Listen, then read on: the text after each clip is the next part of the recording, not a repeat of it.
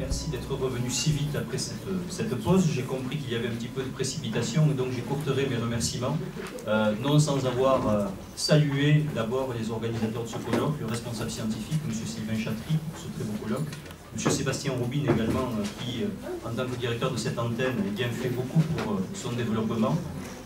Je remercierai bien sûr mes collègues, les praticiens du droit, également bien représentés dans cet amphithéâtre, les avocats notamment, et puis bien sûr les étudiants, alors les étudiants de proximité, puis les étudiants qui viennent de plus loin. J'ai discuté ce matin avec une étudiante nantaise, et puis un petit salut bien sûr aux étudiants du Master 2, droit des affaires de Perpignan.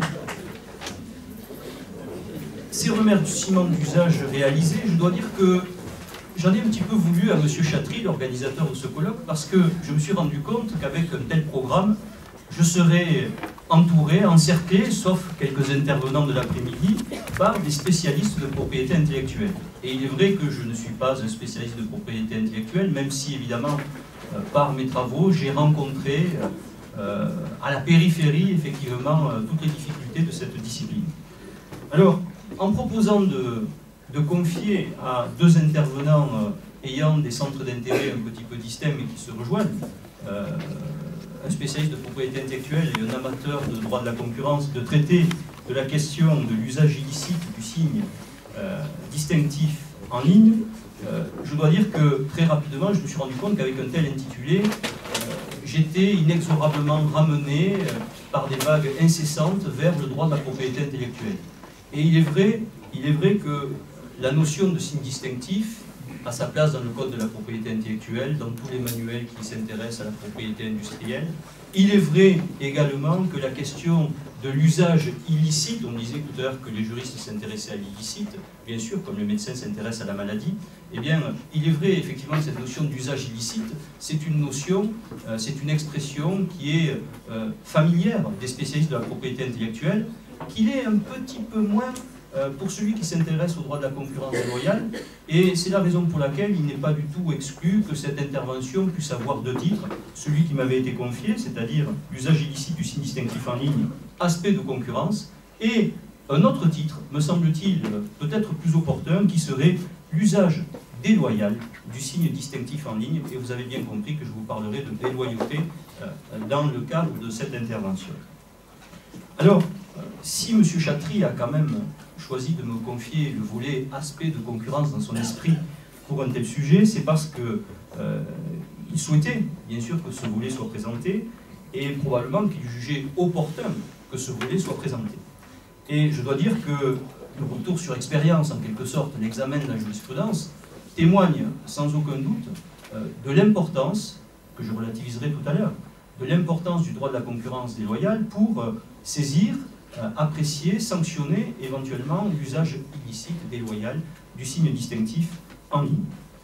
Alors, il y avait plusieurs façons d'aborder ce sujet, et je dois dire que, sans qu'il y ait eu d'échange, évidemment, avec le même sujet, il y a des convergences de vues. J'ai également fait le choix de m'intéresser à ce qui me paraissait spécifique dans l'usage illicite du signe distinctif en ligne. Parce qu'il peut y avoir des comportements litigieux en ligne qui finalement sont très proches des comportements litigieux que l'on rencontre dans le commerce physique. Et on l'a évoqué précédemment. Donc je laisserai de côté ce volet. J'ai choisi de m'intéresser plus spécifiquement, plus particulièrement, à deux comportements spécifiques à Internet.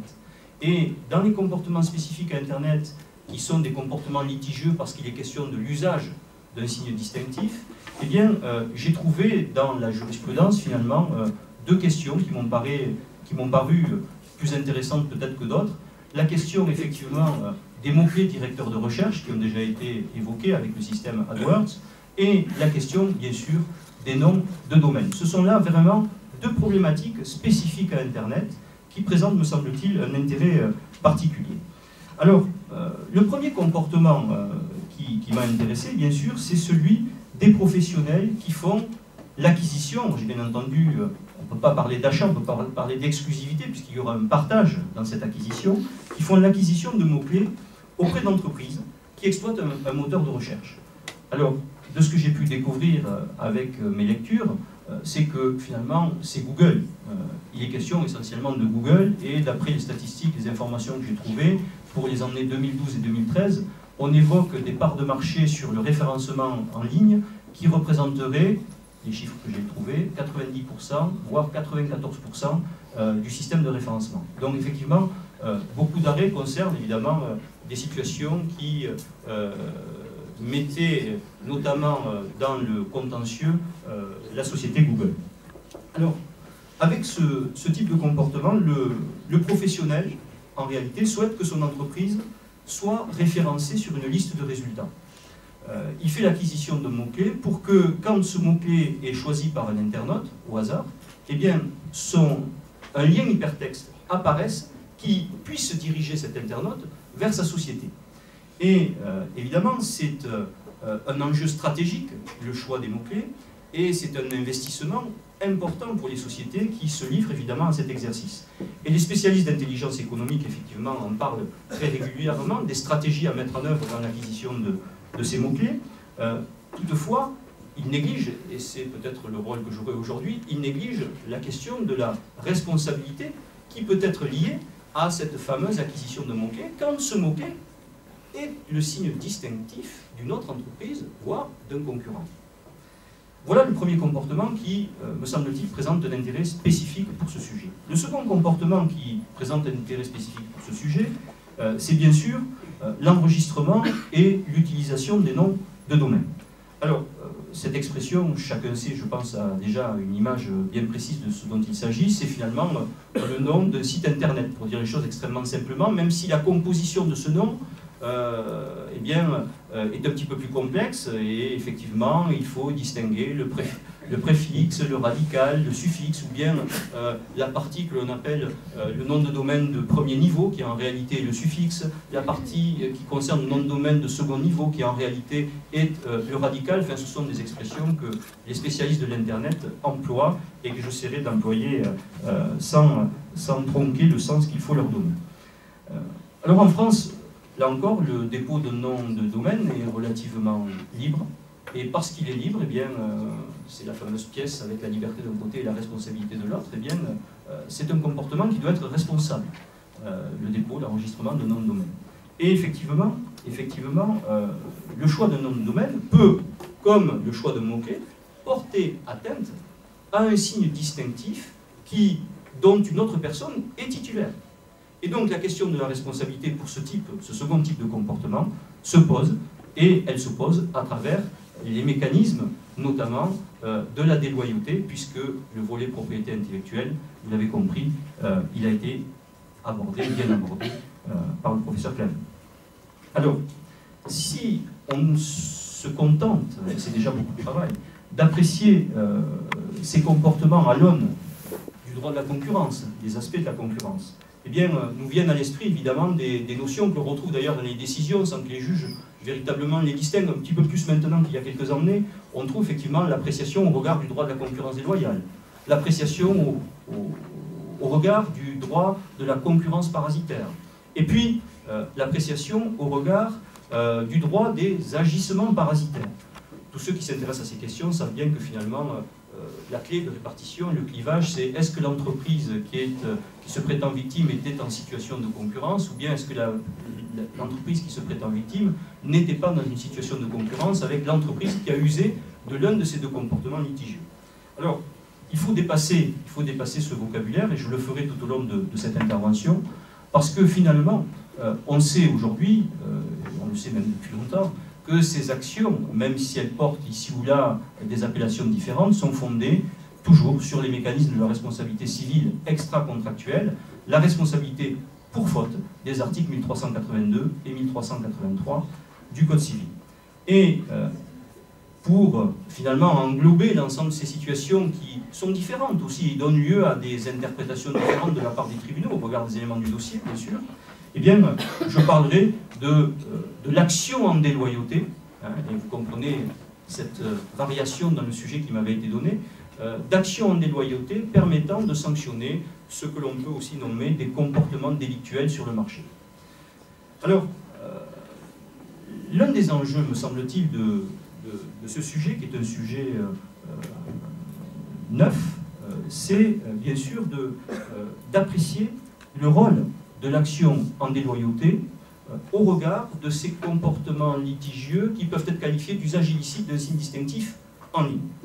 Et quand on apprécie ces comportements à l'aune de la déloyauté, des mécanismes de la responsabilité civile extra-contractuelle, eh bien, on s'immerge dans la logique de ce droit. Et s'immerger dans la logique de ce droit, qui est une logique propre, distincte du droit de la propriété intellectuelle, eh bien, c'est rappeler d'abord que l'action en déloyauté vise à sanctionner des comportements excessifs, mais dans l'exercice de la liberté du commerce et de l'industrie, dans l'exercice de la liberté de la concurrence. Autrement dit, le cadre premier sur lequel il faut raisonner, c'est est-ce qu'il y a eu un excès dans l'usage d'une liberté fondamentale, liberté du commerce et de l'industrie, liberté de la concurrence. C'est là le premier volet, le volet essentiel. Et ce n'est que si les moyens mis en œuvre eh bien, peuvent être qualifiés de déloyaux, de fautes, au sens de ces textes fondamentaux du Code civil, eh bien que le comportement sera sanctionné. Et donc, dans la logique du droit de la déloyauté, finalement, le principe, c'est que les comportements sont autorisés, et l'exception, c'est que les comportements seront sanctionnés si, effectivement, une faute peut être relevée. Eh bien, cette logique du droit de la concurrence déloyale, on la retrouve. On la retrouve à propos de l'usage illicite des signes distinctifs en ligne. Et quand on examine la jurisprudence, puisque c'est un droit prétorien, quand on examine la jurisprudence relative donc, à cette question, eh bien, on constate que la Cour de cassation, finalement, dit, ou sous-entend, mais elle le dit également fréquemment, qu'il y a un principe d'autorisation d'user des signes distinctifs en ligne. Et ce n'est que quand une faute peut être établie, eh bien que la Cour de cassation vient sanctionner, que les magistrats, que les tribunaux viennent sanctionner, eh bien, un usage déloyal de cette liberté. Et vous l'avez compris, ce seront là, évidemment, les deux aspects qui ressortent, évidemment, de l'examen de cette jurisprudence que je vais essayer de vous présenter le plus clairement possible. Donc, au nom de la liberté, eh bien, on a une autorisation de principe de l'usage en ligne du signe distinctif d'autrui, et au nom de la loyauté, eh bien, l'usage en ligne du signe distinctif d'autrui peut, par exception, être interdit. Au nom de la liberté, donc, l'autorisation du principe de l'usage en ligne du signe distinctif d'autrui. Merci pour le titre, hein, pourtant je me suis entraîné. Alors, au nom de la liberté, l'autorisation de principe de l'usage en ligne du signe distinctif d'autrui, eh bien, ce principe d'autorisation, il résulte finalement des contentieux qui sont portés devant les tribunaux. Et ces contentieux, ils mènent souvent en pratique, c'était aussi une des difficultés de l'exercice, évidemment, souvent, quand il s'agit de marque, une action principale en contrefaçon et une action subsidiaire en concurrence déloyale. Je me suis intéressé évidemment dans l'ensemble des décisions que nous avons consultées certainement séparément, tous ces arrêts, évidemment, au volet qui intéressait, et seulement au volet qui intéressait la concurrence déloyale. Alors, concernant ce principe, on constate que les titulaires de signes distinctifs, notamment par exemple le propriétaire d'une marque, eh bien, ont cherché et cherchent régulièrement à obtenir l'interdiction de l'usage de ce signe par le biais de l'action en concurrence, en déloyauté ou en concurrence déloyale. Alors, il faut bien reconnaître qu'ils n'obtiennent pas, par principe, je dis bien, gain de cause, puisque la Cour de cassation considère qu'il y a une autorisation de principe à cet usage. Et cette autorisation de principe, elle peut être mesurée à l'égard des deux comportements que je vous ai présentés précédemment, c'est-à-dire à l'égard du choix d'un mot-clé directeur de recherche, mais également à l'égard du dépôt d'un nom de domaine. L'autorisation d'abord d'user du signe distinctif d'autrui comme mot-clé directeur de recherche. Je vais ici dire en une phrase ce qui ressort de la jurisprudence. Le référencement de sites concurrents par l'usage du signe distinctif d'autrui comme mot-clé directeur de recherche est un démarchage licite de clientèle. Eh bien, cette phrase, elle n'est pas née de ma réflexion, elle est quasiment recopiée des arrêts de la Cour de cassation, pour certaines déjà évoqués. Notamment un arrêt rendu par la Cour de cassation le 29 janvier 2013, l'affaire Cobrasson contre Société Solutions. Alors dans cette affaire, la Cour d'appel a jugé que la société Solutions s'était livrée à des actes de concurrence déloyale en motivant de cette façon sa décision. Et je cite ici la Cour d'appel. En utilisant la dénomination sociale Cobrazon sous forme de mots-clés, la société Solutions, qui exerce la même activité que cette société, a nécessairement généré une confusion entre leurs sites internet respectifs dans la clientèle potentielle considérée et provoqué de ce seul fait, un détournement déloyal de clientèle. Autrement dit, on voit que la tentation, elle est présente. Elle est présente de dire, un petit peu comme on pourrait le faire en matière de propriété intellectuelle, eh bien, au nom de la loyauté, celui qui est titulaire d'un signe distinctif, eh bien, peut faire interdire par principe l'usage de ce signe à autrui. Voilà ce que semble dire la Cour d'appel. Sauf que la Cour de cassation a été saisie évidemment d'un recours, et au visa de l'article 1382 du Code civil, la Cour de cassation censure cette décision d'appel dans les termes suivants. Le démarchage de la clientèle d'autrui est licite s'il n'est pas accompagné d'un acte déloyal. Autrement dit, s'il n'est pas accompagné d'un acte déloyal, ça veut dire que eh bien, le simple fait d'avoir choisi le signe distinctif d'autrui comme mot-clé directeur de recherche n'est pas en lui-même déloyal. C'est autorisé.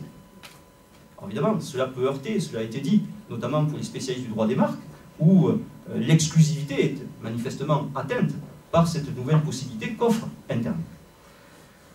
Alors, cette décision de la Cour de cassation fait déjà jurisprudence, et il y a un arrêt qui a été rendu par la Cour d'appel d'Aix-en-Provence le 3 avril dernier, qui véritablement emprunte la phraséologie de la Cour de cassation. Alors, je n'ai pas besoin de long discours, je vais vous lire l'attendue solution de cet arrêt des juges aixois, des magistrats aixois. En l'absence de circonstances caractérisant le risque de confusion entre les sites internet de deux sociétés concurrentes, le démarchage de la clientèle d'autrui, au moyen de l'achat d'un mot-clé constitué de la marque ou de la dénomination sociale de ce tiers, est licite, s'il n'est pas accompagné d'un acte déloyal. Et la Cour de cassation poursuit, la Cour d'appel poursuit, le seul référencement sous la marque ou la dénomination sociale d'Elco ne suffit pas à caractériser un comportement parasitaire de la société Oscaro et doit être considéré comme un démarchage licite de clientèle. Alors cet arrêt des magistrats aixois n'apporte rien de plus que l'arrêt de la Cour de cassation de 2013. Simplement ici, quand même, on voit bien qu'il s'applique pas seulement à une dénomination commerciale, mais à une dénomination commerciale et à une marque. Donc un signe distinctif qui avait à la fois la qualité, la nature juridique d'une dénomination sociale et d'une marque. Donc on sent que la jurisprudence est en train véritablement de s'installer dans l'affirmation de ce principe. Je crois que ça ne fait aucun doute. Et si on va aller plus loin, et alors je suis véritablement, il y a eu la transmission de pensée, pourtant nous ne nous sommes pas rencontrés avant hier soir, j'avais cette formule, la boucle est bouclée. C'est une formule que vous avez utilisée pour parler, pour évoquer l'arrêt de la Cour de cassation du 14 mai 2013, c'est-à-dire quelques semaines après l'arrêt du 29 janvier que je vous ai cité précédemment. Et dans cette affaire, il s'agissait d'autre chose, en quelque sorte, en deux mots, puisqu'on en a déjà parlé. Il s'agissait finalement de l'intervention du titulaire de la marque auprès du fournisseur de cette prestation de service par le moteur de recherche AdWords, pour qu'on retire effectivement son signe des mots-clés directeurs de recherche permettant de renvoyer vers le site d'un concurrent. Eh bien, que s'est-il passé? La Cour de cassation est allée au bout de sa logique, puisqu'elle a affirmé, cela vous a déjà été dit, que par ce comportement, eh bien, le titulaire du signe distinctif, en réalité, commet un acte déloyal parce que le service de référencement sur Internet à partir d'un mot-clé identique à une marque n'est pas illicite en soi. Et elle ajoute, la Cour de cassation, qu'un tel agissement prive indûment un concurrent d'un moyen d'accéder à la clientèle. Et alors, évidemment, ceux qui s'intéressent au droit de la concurrence déloyale, en débordant évidemment cet objet d'étude, ne seront pas surpris. La clientèle est à qui c'est la prendre. Conquérir, développer sa clientèle, c'est une norme en droit de la concurrence et en droit de la concurrence déloyale. Ce n'est que si les moyens mis en œuvre sont véritablement déloyaux, sont fautifs, que la sanction alors pourra éventuellement tomber.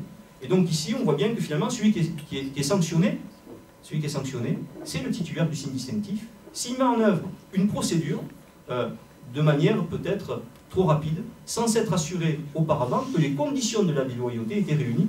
Et évidemment, c'est toujours difficile évidemment, en termes de stratégie, parce que tant que le tribunal n'a pas statué, eh bien, on prend un risque évidemment juridique. Voilà pour le principe d'autorisation d'user d'un signe distinctif d'autrui comme mot-clé directeur de recherche. Il y a le même principe pour le second comportement, c'est-à-dire l'autorisation d'user du signe distinctif d'autrui comme nom de domaine. Et là encore, on a un certain nombre d'arrêts de la Cour de cassation qui, me semble-t-il, sont assez clairs à ce propos. L'enregistrement et l'usage d'un nom de domaine ne peut être qualifié de déloyal par le seul fait qu'il est identique ou similaire à un signe distinctif antérieur. Voilà ce que dit la Cour de cassation. Elle le dit dans plusieurs décisions, notamment dans un arrêt du 13 décembre 2016. C'est un arrêt Locatour. Alors de quoi s'agissait-il dans cette affaire? Il s'agissait d'une société parisienne de tourisme qui était en conflit avec une holding financière, la société Soficar. Alors, se posait la question de la situation de concurrence. Comme on avait une holding financière, on ne savait pas précisément s'il y avait une situation de concurrence ou pas. Finalement, la situation de concurrence a été écartée.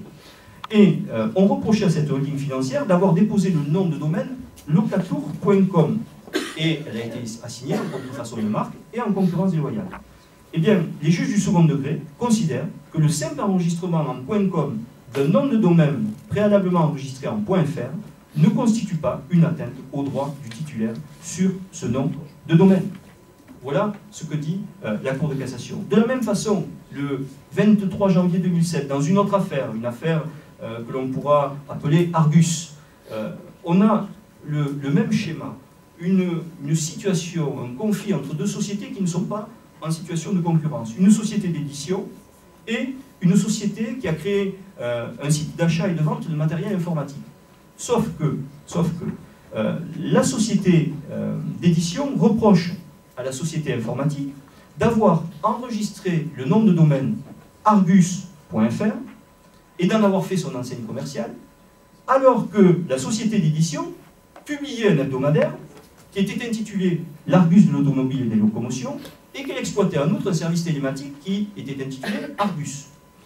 Alors, sur le fondement d'une action en concurrence déloyale et en parasitisme économique, eh bien, les juges du fond concluent que ce comportement, portait atteinte à leurs droits. Et l'arrêt ajoute que on a dénié tout droit antérieur sur le terme Argus et on a rejeté toutes les demandes visant à interdire tout usage du nom Argus, et ce rejet de la demande eh bien, est confirmé par la Cour de cassation. Alors, la jurisprudence ne se limite pas évidemment à ces deux arrêts de la Cour de cassation, présentés un peu trop rapidement, mais ce qui ressort quand même de ce contentieux, c'est cette idée forte, me semble-t-il, qu'il y a un principe d'autorisation du signe d'autorisation d'usage du signe distinctif d'autrui, qui est posé au regard des règles du droit relatif à la loyauté des comportements économiques. C'est un véritable principe d'autorisation. Et à ce stade, on peut s'interroger, et certains l'ont fait avant moi, je pense à notre collègue le professeur Marie Mallory-Vignal, on peut s'interroger effectivement sur le rôle aujourd'hui confié à l'action en concurrence déloyale pour la protection des signes distinctifs. Elle a écrit, et je la cite, que la concurrence déloyale est de plus en plus virtuelle à mesure que le commerce électronique se développe. Et il y a du vrai. Il y a du vrai effectivement dans cette affirmation, il y a du vrai, mais comme elle l'écrit également elle-même, c'est évidemment une vérité à nuancer parce que, en certaines circonstances, par exception, eh bien, le comportement pourrait être qualifié de comportement déloyal et pourrait être sanctionné. Au nom de la déloyauté, donc, l'autorisation conditionnelle de l'usage en ligne du signe distinctif d'autrui. Alors, on peut opposer à la formule du professeur Marie Mallory-Vignal une autre formule, qui est une formule utilisée par des auteurs allemands à la fin des années 70, selon laquelle seule la concurrence loyale est libre. Seule la concurrence loyale est libre. Et cet axiome du droit de la concurrence déloyale, eh bien, signifie que seuls les comportements déloyaux sont autorisés, et ce, même en matière d'usage en ligne du signe distinctif d'autrui. Et ce n'est que si la preuve d'un comportement déloyal est rapportée eh bien, qu'une sanction pourra être prononcée. Alors pour l'essentiel, il est difficile de faire œuvre doctrinale avec un droit qui est exclusivement fondé sur des décisions de justice. C'est un droit prétoriel, le droit de la déloyauté, mais on peut s'interroger sur 3 conditions à la réussite de cette action. D'abord, la condition peut-être, en quoi l'interrogation relative à la situation de concurrence. Vous avez peut-être déjà deviné ma réponse à travers la modification de l'intitulé de cette intervention. La deuxième condition, c'est celle, ou interrogation, c'est celle qui intéresse le risque de confusion en matière de concurrence déloyale. Et la troisième interrogation, c'est celle qui intéresse, enfin, et ce n'est peut-être pas la moindre, la question de l'originalité du signe. Or, les spécialistes de pays, et même dans les décisions, peut-être quelques magistrats se laissent aller au copier-coller de certains bouts de phrases, on parle quelquefois de distinctivité. C'est plus difficile à dire, et moi qui m'intéresse au droit de la concurrence déloyale, donc je parlerai plutôt d'originalité du signe. Alors, concernant d'abord les interrogations relatives à la situation de concurrence. Alors, vous savez certainement tous, comme moi, que pendant longtemps, la situation de concurrence a été considérée comme une condition essentielle à la réussite de l'action en déloyauté, à la réussite de l'action en concurrence déloyale. Il faut bien reconnaître que si les mots ont un sens, une action en concurrence déloyale doit supposer qu'il existe une situation de concurrence entre les parties. Ça paraît relativement évident. Cela étant, l'évolution de cette action en déloyauté, a montré que finalement cette expression était finalement un costume étroit, un costume qui s'est décousu, un costume qui a fini par craquer tout au long du 19e et du 20e siècle. Et aujourd'hui, la Cour de cassation a affirmé en des termes extrêmement clairs que la situation de concurrence n'est plus une condition de réussite de l'action en concurrence déloyale. Ce sont les termes qu'elle a utilisés. Elle n'a pas parlé d'action en déloyauté. C'est moi qui ai pris la liberté de parler d'action en déloyauté, pour ne pas utiliser ce terme qui me semble inopportun. Elle a écrit une concurrence directe ou effective entre les sociétés, situation qui, en tout état de cause, n'est pas une condition de l'action en concurrence déloyale. Donc, de manière globale, vous l'avez compris, ce n'est pas une condition de réussite de cette action. Question, est-ce que c'est une condition de réussite de cette action au regard de l'usage déloyal de signes distinctifs en ligne? Est-ce qu'on a ici une originalité liée à ce type de comportement? Eh bien, il faut reconnaître que manifestement, il n'y a pas d'originalité à ce titre. On a, par exemple, dans l'affaire Locatour, que j'ai déjà évoquée, qui a été jugée le 13 décembre 2005, effectivement une décision qui pouvait prêter à interprétation. La Cour de cassation avait dit qu'il n'avait pas été recherché si les sociétés à litige exerçaient des activités identiques ou concurrentes. Alors, peut-être encore la présence jamais très lointaine du droit de la propriété intellectuelle. Si ces deux termes sont synonymes, cela signifie que la situation de concurrence est exigée. Si en revanche ces deux termes ne sont pas synonymes, eh bien cela signifie que la situation de concurrence n'est pas nécessaire. Laissons là, je dirais, les interprétations, puisque la question est réglée. Elle a été réglée par un arrêt postérieur, un arrêt dont nous avons déjà parlé, l'arrêt Argus, en 2007, puisque dans cette affaire, eh bien, les juges rejettent les arguments de concurrence déloyale et de parasitisme, et la haute juridiction, la Cour de cassation, admet le principe d'une pratique de parasitisme par l'enregistrement du signe distinctif d'une société qui développe une activité non concurrente. Donc, et là aussi, ceux qui s'intéressent au droit de la concurrence, au droit de la déloyauté, au droit de la concurrence déloyale ne seront pas surpris. Cette exigence de concurrence n'est pas non plus requise en matière d'usage illicite de signes distinctifs. Alors, ne me faites pas dire ce que je n'ai pas dit. Vous trouverez bien sûr très fréquemment dans les données factuelles des décisions qui s'appuient bien sûr sur une situation de concurrence, des décisions de condamnation qui s'appuient sur une situation de concurrence. Mais la situation de concurrence, c'est un élément que le magistrat, que les tribunaux prennent en compte pour apprécier la situation et éventuellement qualifier les agissements de fautifs ou non, mais ce n'est pas un élément nécessaire à la sanction du comportement en cause. Et c'est là, je dirais, toute l'expression de l'intérêt du développement de la théorie des agissements parasitaires, même si encore aujourd'hui, dans la doctrine, eh bien, le développement de cette théorie pose question. Deuxième interrogation, des interrogations relatives à la confusion. Alors, à propos des interrogations relatives à la confusion, eh bien, je crois que le sujet, l'objet d'étude, nous permet d'aboutir peut-être à une conclusion différente de celle que l'on pourrait tenir en matière de concurrence déloyale au sens large. Pourquoi? Parce que, manifestement, la confusion semble être une condition exigée pour obtenir la protection des signes distinctifs dont on fait usage en ligne pour obtenir une sanction par le biais de l'action en déloyauté.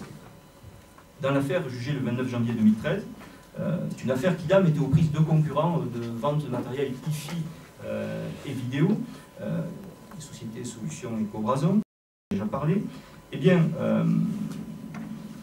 il est jugé qu'en utilisant la dénomination sociale Cobrazon sous forme de mot-clé, la société Solutions, qui exerce la même activité que cette société, a nécessairement généré une confusion entre leurs sites internet respectifs.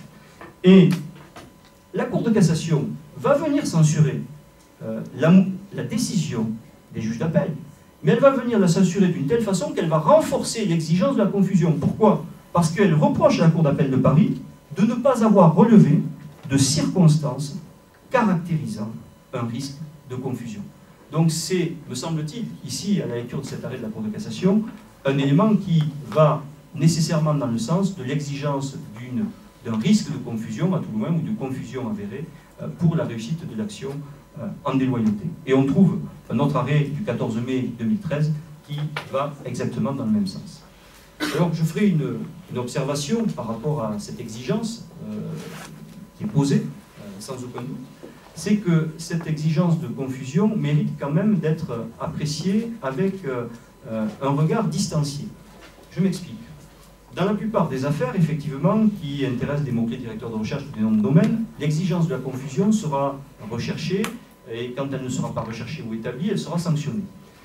Cela étant, il y a des affaires qui intéressent l'usage illicite d'un signe distinctif en ligne, dans lesquelles l'action en déloyauté a abouti, alors que la confusion n'était pas établie.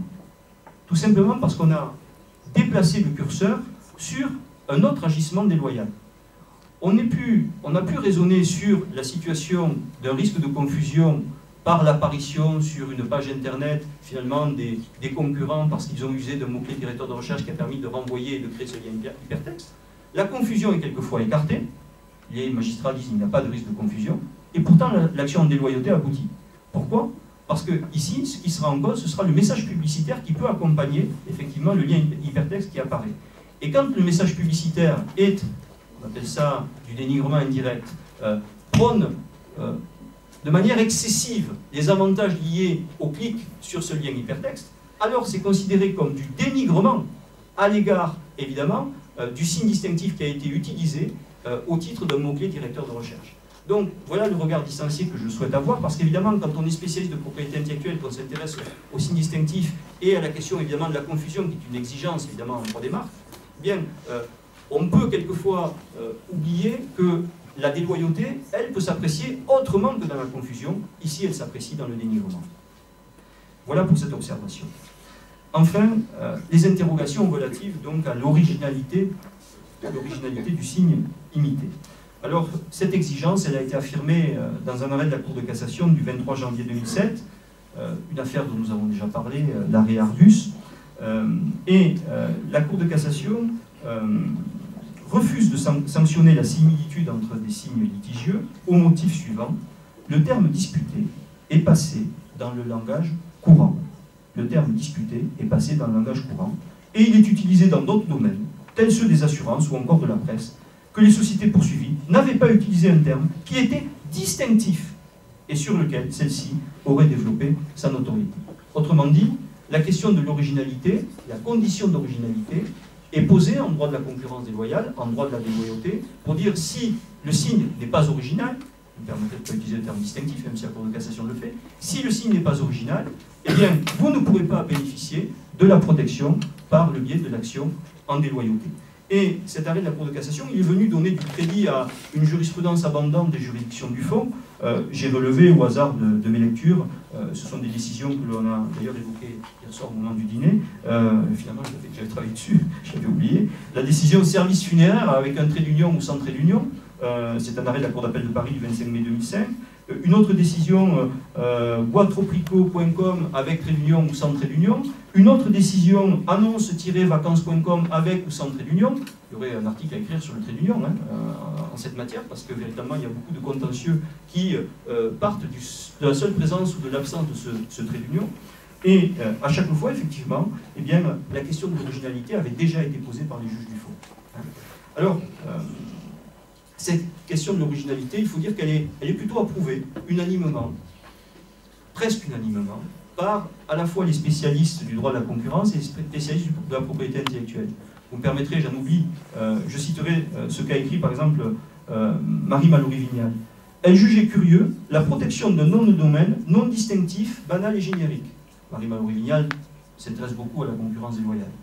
Et puis, Christian Lestanc, qui lui s'intéresse beaucoup évidemment à la propriété intellectuelle, avait écrit, il y a déjà une douzaine, une quinzaine d'années, je le cite, « L'affirmation du juge écartant rapidement la nécessité de démontrer le caractère distinctif du nom de domaine mérite d'être discutée. » Et il ajoute, « Le déposant premier d'un signe non distinctif ne doit s'en prendre qu'à lui-même d'avoir tenté d'approprier banalement un mot de la tribu. » Il ajoute, il va très loin dans son raisonnement, il ajoute, l'utilisation par un agent second de termes identiques ou semblables à ceux retenus par l'utilisateur premier n'est reprochable qu'à proportion de la singularité, de l'arbitraire des termes initialement retenus. La question du partage de responsabilité pourrait être posée à partir évidemment d'une telle proposition. En tout cas, à partir, je dirais, de ces deux exemples, vous voyez que ici il y a une certaine unité, un certain regard commun entre les spécialistes de pays, je suis maintenant habitué à cette abréviation, et les spécialistes de la concurrence déloyale. Alors je dois dire que ce n'est pas tout à fait unanime, et on trouve quelques écrits d'auteurs qui contestent la nécessité de cette exigence d'originalité pour sanctionner par le biais de l'action en déloyauté. Alors, je crois qu'en réalité, le problème est ailleurs. Le problème est ailleurs parce que si on admet la question de l'originalité, on se rend compte que la jurisprudence, et là ce n'est pas original pour les signes distinctifs en ligne, eh bien procède de la même façon que pour les signes distinctifs hors ligne. C'est-à-dire que l'analyse de l'originalité qui est faite par les tribunaux, eh bien, change d'une juridiction à une autre. Et je vais vous en donner quelques exemples, et vous allez rapidement vous rendre compte que pour des praticiens du droit, évidemment, c'est une question difficile à plaider. C'est une question difficile à plaider. N'a pas été considéré comme original, service funéraire.fr.com avec ou sans trait d'union. N'a pas été considéré comme original, Alsace Immo, immobilier sous-entendu, avec ou sans trait d'union. N'a pas été considéré comme original, Argus.fr. N'a pas été considéré comme original, tarifdouanier.com ou tarif-douanier.com. N'a pas été considéré comme original, Delco. En revanche, je trouvais qu'une décision. Mais il y a certainement d'autres, je n'ai pas fait non plus un travail de répertoire, hein, je suis désolé, est considéré comme original, et je vous laisse apprécier, eh bien, annonce-vacances.com.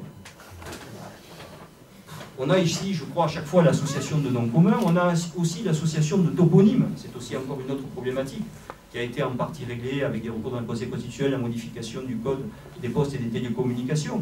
On a ici l'usage de noms communs, qui, associés ou non, avec trait d'union ou non, eh bien, sont plutôt quand même, dans la jurisprudence, considérés comme non originaux, ce qui donne évidemment du grain à moudre à l'inefficacité de l'action des loyautés pour la protection de ces signes. Et parfois, de manière très ponctuelle, on a des considérations qui tendent à établir que ces termes sont originaux. Donc, finalement, le rôle de l'action en déloyauté reste, me semble-t-il, marginal dans le cadre de la protection de l'usage illicite de signes distinctifs en ligne. Alors, deux observations conclusives, j'espère ne pas avoir trop débordé. Deux observations conclusives. D'abord, concernant le principe de loyauté et l'exception, le principe de liberté et l'exception de loyauté en matière d'usage illicite d'un signe distinctif en ligne. C'est une articulation, c'est un raisonnement qui est parfaitement commun à tout le droit de la déloyauté, à tout le droit de la concurrence déloyale. Il n'y a là aucune originalité. Deuxième observation, c'est celle relative à la multiplication des critères qui peuvent être mis en œuvre pour sanctionner par le biais de l'action en déloyauté. La confusion, l'originalité, et il y en a encore d'autres, hein, la prise en compte d'un client moyennement attentif sur Internet, etc. Bon, la multiplication de ces critères. Il est évident qu'en droit de la propriété intellectuelle, ces critères sont quelquefois gravés dans le marbre, ils sont dans la loi. Je pense au droit des marques. En droit de la concurrence déloyale, ce sont des critères purement prétoriens. Et certains auteurs s'inquiètent de la multiplication de ces critères qui viennent finalement de la propriété intellectuelle et qui finalement empêchent peut-être l'action en déloyauté d'assurer la protection de certains opérateurs économiques qui ont pris des initiatives économiques pour déposer des noms de domaine, pour se référencer à partir de mots-clés directeurs de recherche, et qui voient à travers l'échec fréquent de cette action, et bien finalement, un risque d'insécurité juridique grandi. Je vous remercie de votre attention.